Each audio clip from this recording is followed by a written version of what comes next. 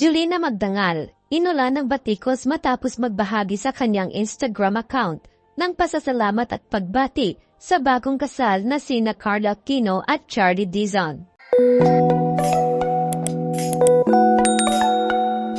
Ibinahagi ng singer-actress na si Julina Magdangal ang kanyang pagbati at pasasalamat sa bagong kasal na sina Carlo Aquino at Charlie Dizon sa kanyang Instagram account nitong araw ng Lunes, June 10. Kalakip ng kanyang post ang mga kuhang larawan nina Carlo at Charlie sa seremonya ng kanilang kasal. Binalikan ng aktres na si Julina ang ginawang wedding vow ni Charlie para kay Carlo at dito niya nakita na nagmanifest si Charlie sa pagpapakasal sa aktor. Ang manifesting ay ang pag-iisip sa isang bagay o pangarap na maging makatotohanan. Pagtatapat ni Julina, maginawa rin umano nito ang manifesting para sa pagpapakasal ng dalawa. Sabi ni April sa vows niya, totoo daw pala ang manifesting. Gusto ko lang i-share na isa ako sa nagmanifest sa forever nyo. At yung mga sinabi ni Kaloy sa vows naman niya kung paano niya iingatan, aalagaan at mamahalin si April. Alam na alam ko na puso niyang nagsasalita.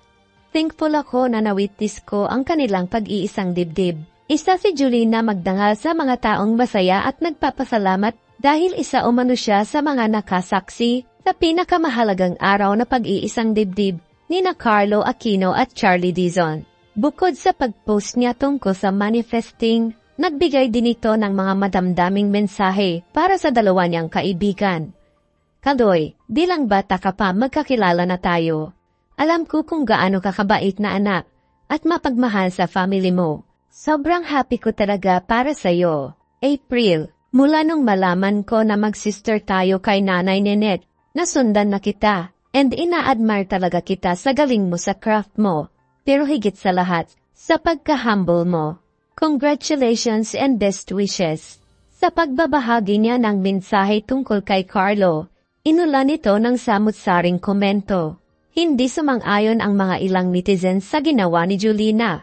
Ang ginawang pagmamanifest nito sa dalawa, lalo na sa pagbanggit nito ng mga positibong bagay tungkol kay Carlo. Bagamat marami ang bumatikos dito, may mga ilan pa ring netizens na nasa panig ng aktres. May kani-kaniyang opinyon kung maituturing nga bang mabait si Carlo matapos maungkat ang pakikipaghiwalay nito sa dati nitong girlfriend na si Trina Candaza.